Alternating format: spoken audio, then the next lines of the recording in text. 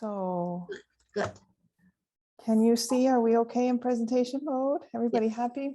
Yes. Okay, Good. so this is a bit of an experiment. I've taken a very different approach than Faye.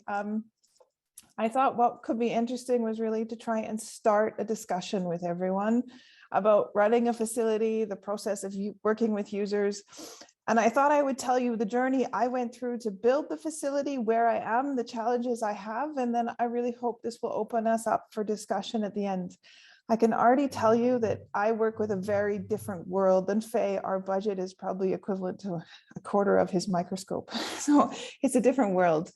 So just as a summary or an introduction, where else I'll tell you who I am, because I think that's relevant to how I did this, where I am, and who the community is that we work with, the challenges of those communities, and then where I would like us to go next and what I wish I could do differently. I put here very clearly, unfortunately, this will not be a talk full of answers. It's going to really just promote, I hope, the beginning of a discussion.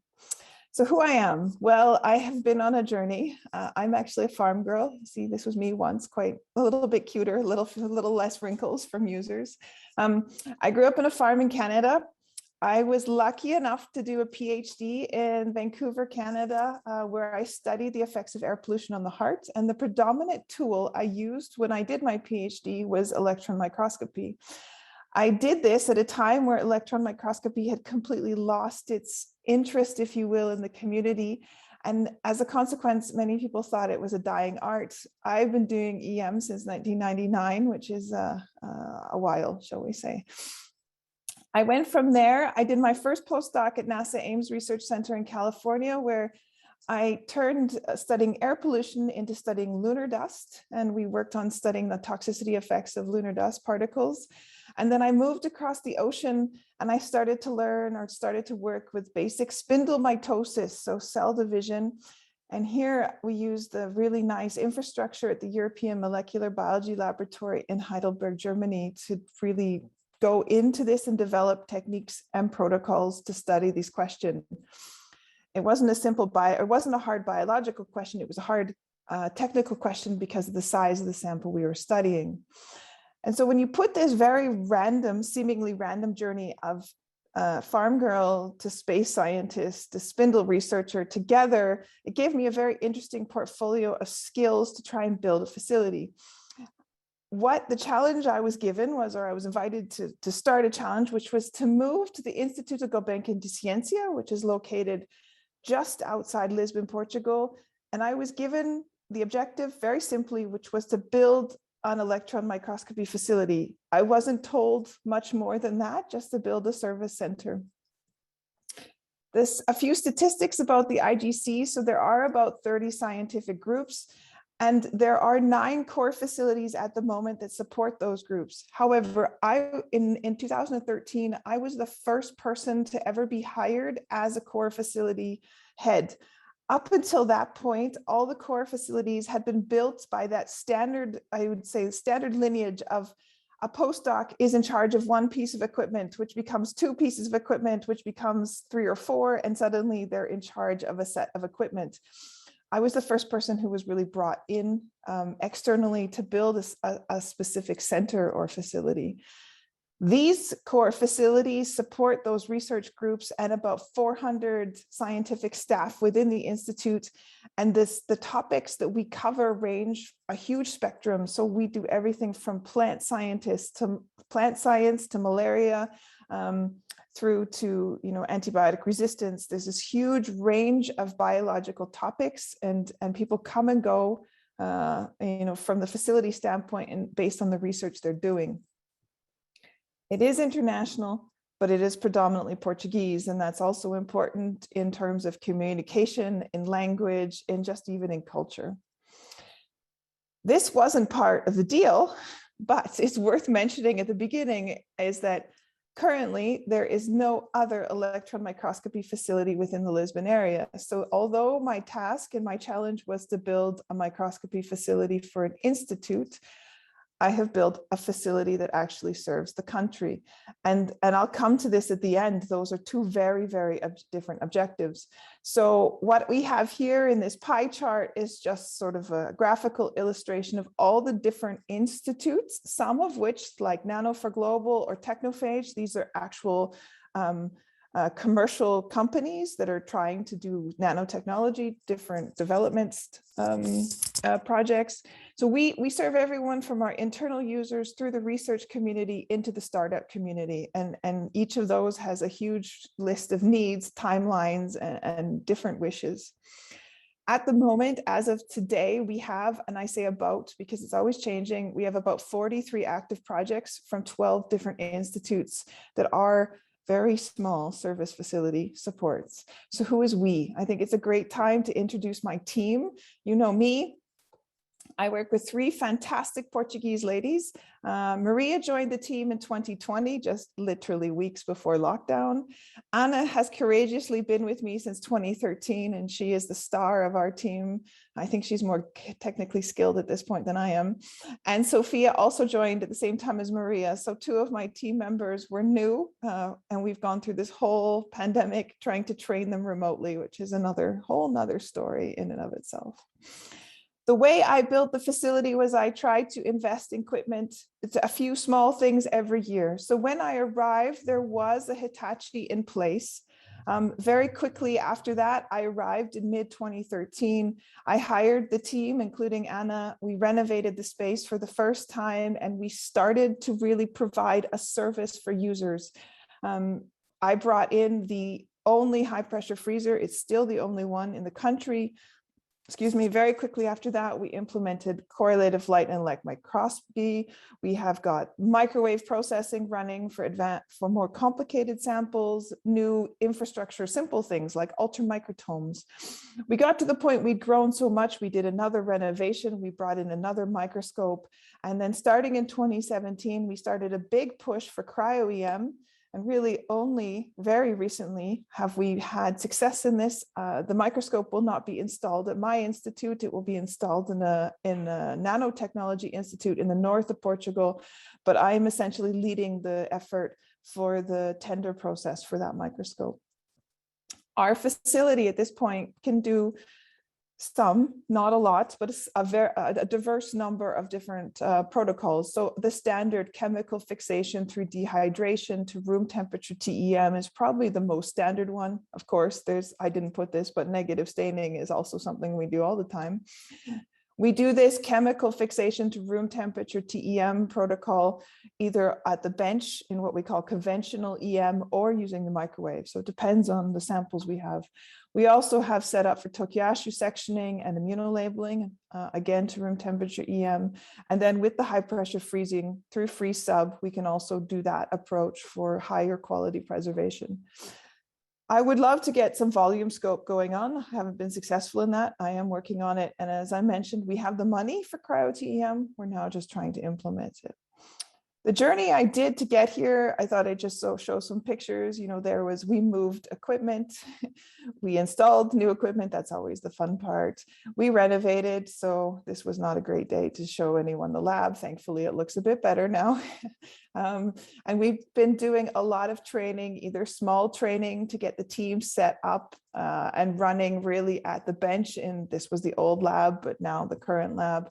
Or we also tend to host national and international courses because we are, as simple as our equipment is, we are the most advanced microscopy facility in the country. I think this will be the same for all of you, but I thought it was worth putting in how you use our facility and what is the workflow. So really the way it starts is that we get a contact. I receive an email, we get a phone call to the lab, someone urgently, it's always yesterday, needs a sample imaged. I just told a lady we have a 4-month waiting list. So I've broken hearts even today with users. So this starts with a meeting where we talk about the project. This is very important because I've learned that many of our users in Portugal don't necessarily understand what EM is and how to use it. And I've been asked things like how many colors can we image in, and you know, these kinds of questions. So this is not only a planning meeting, it's also sometimes an education meeting. From this, we pick the protocol. This is really important because you'll see I designed the protocol we use based on the biological questions that the user has. I try and keep it as quick, as simple, and to be honest, as cost effective as possible, because that's always a problem. We charge for our service. So the next step is I have to issue a quote, which is always hard because you can never know what you're going to do really in advance, but we need to do a quote. We need to try and predict how the science will go. If they accept the quote, then we begin what I call the project logistics. We set up the booking accounts. We assign a member of my team to lead this work. We book a date to receive the samples, and ultimately we receive them, we do the sample processing, and then we evaluate the experimental outcome. Very rarely does it stop here. Typically, we start back up at the top with a new project planning meeting, and we start the pipeline again.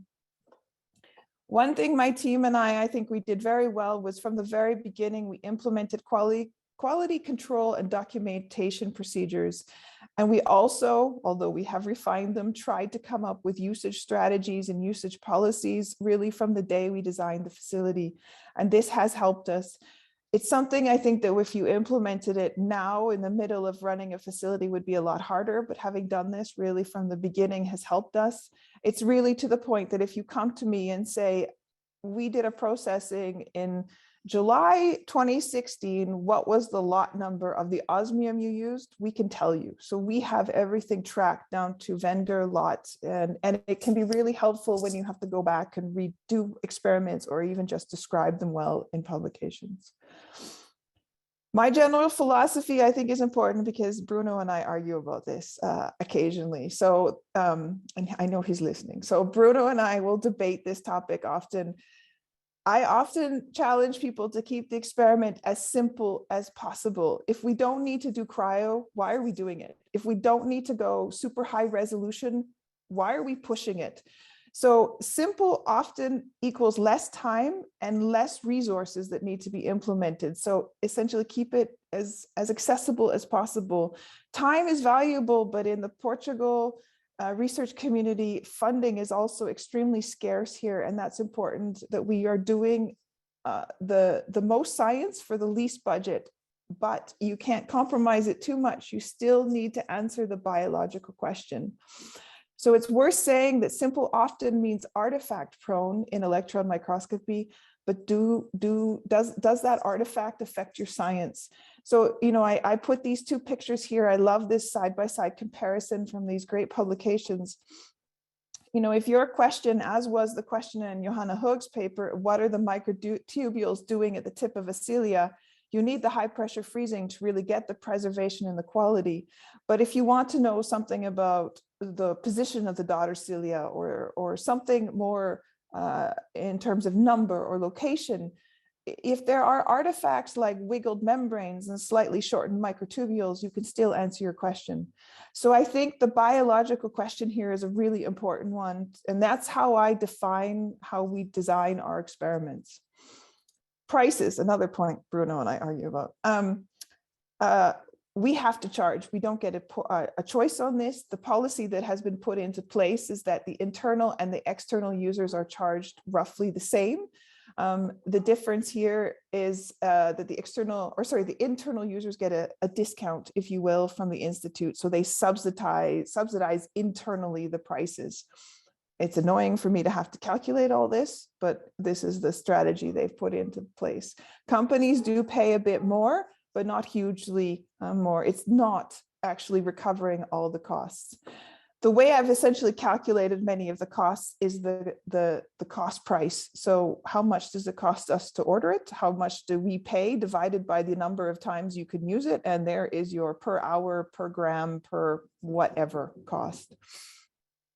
And now, because it gets just too bureaucratic, we've changed it slightly in the last few months. We charge in packages. So we have a package of up to 5 samples, another package of up to 10, or, you know, I have all different configurations for the different kinds of experiments we do. The benefits of charging, because initially we didn't charge. So there were some benefits that came into place when this happened. And I think the biggest one is what I call less fishing expeditions. So initially when we didn't charge, we'd have people bring us, 6 different organs and say, can you screen all these organs from the mouse? And I'd say, what are we looking for? I don't know. We just thought we'd look. And you think, if you want me to screen, well, all of this tissue, this is huge. Now that we charge, people will not, they don't do that to the same extent. They come with a plan, with a goal, and it's much more efficient. To a certain degree, the Institute can recover some costs. And as you will see, we have so many, as you already saw, we have so many external users. I think this is also fair that the Institute is not subsidizing always the research of other institutes. The downside, the downsides, I think, exceeds the upsides of this, but so no one has enough money, which means I am constantly the victim of complaining because we charge too much, or people do what drives me nuts, which they create shortcuts in science. They don't do their proper controls. They don't do proper replicates. They're always just trying to get that one image for figure 4C without really doing what I call quality science because they don't want to spend the money. It's really hard as a facility head to watch this and to know what they're doing and to know how to respond to it. These 2 points drive me nuts. So apparently, if they pay, it means that we in the facility have no intellectual contribution, apparently, and don't deserve authorship, sometimes even acknowledgement, which is a total load of rubbish. The other thing that drives me nuts is payment apparently also means guaranteed results. And that's also, I think, a bunch of rubbish. Just because they've paid for it doesn't mean that they're automatically going to get perfect images on their first trial experiment. So I, as the facility manager, have to spend a lot of time managing expectations around these 2 points. It's a lot more bureaucracy for me. I am a scientist, not an economist and not an accountant, and I spend more time than I want to doing this. And I also occasionally have to pay the payment police, meaning people haven't paid their bills, so then I have to threaten to cut them off. This is all rather unpleasant when I would really just like to be doing microscopy. Our daily challenge, I say, is that people want fast, cheap, and high quality data yesterday. And so these are a whole lot of different conflicting challenges. And we end up having a very long waiting list for the facility. As I said, at the moment, I think our internal waiting list is 2 to 3 months. And for external users, I think we're now pushing 4 to 5 months waiting list to really access the equipment. This means that I have a tired team because they're really working, they're doing as much as they can, and we get frustrated users. And then we also get misbehaving users, and this I've been dealing with all summer. So people come up with a plan and then they deliver double the number of samples and they expect us to just do it. They change the schedule without warning us. This is really challenging when you have such a backlog and there's a fight for the facility. You get a lot of misbehaving in the projects. And that really brings me to the fundamental challenge I have here in Portugal, which is that the needs of the Institute do not equal the needs of the country. So the Institute is really trying to promote a facility that will serve the internal scientists, but that's not always what the country itself needs. So in the spring, I launched a survey, and I will share just 3 of the response questions from this survey with you. We had 96 responses, which for surveys in Portugal is a really good response. What techniques are you looking for in the future? You see a lot of cryo, which we're not going to have here in Lisbon. You see a lot of scanning, EM and 3D imaging, which I would love to have this. It's one thing I'm chasing, but what we have and what the Institute wants to invest in is not the same. And this is a challenge. I would love to do what Faye's done, which is, and I'll come to this at the end, to really build a central facility that's not attached to an institute, but instead is a place where people can go and do global service. What is your biggest limitation? I think this is pretty clear. Almost 43% don't have the equipment they need. It's not often that many people agree, so you can see this is definitely a problem. And I also like this one. I mean, 13% really admitted their biggest problem is they don't understand the technique, which is pretty good. And then this one I found really a sad answer. So the question was, if you've needed it in the past and you couldn't access the resources, what did you do? And so 30% collaborated abroad, which was a good thing. At least they found a solution. but almost 14% needed equipment, they couldn't find it. And so the full answer is, and unfortunately the science wasn't done. And I think that's also really sad when there's a need and we're unable to serve it. So, you know, when I really look at this, I struggle with this here for us in Portugal, how we as facility leaders try and build infrastructure that can serve our institutes and our communities in such an evolving landscape. What is the solution? I'm here to ask you, because I unfortunately don't have a simple one at this point. I think it's a bigger problem. It's a challenge, especially in countries such as Portugal, where there is the need and there isn't the funding landscape. This is a really interesting challenge. As I said before, my goal at the moment is to create a shared user facility within the Lisbon area, and I've been working quite actively over the last 10 months to really push this. So I'm lobbying at this point at all levels, from the users to institute directors and even through the government. This is ultimately how we got the cryo-EM funding. I think I need to just take this a level further and really push for a centralized, I would even say basic facility in Lisbon, until we really can address the needs for, you know, simple SEM, but even volume SEM, tomography on a 200 kV microscope. There's really no point in going big until we can address those foundational things.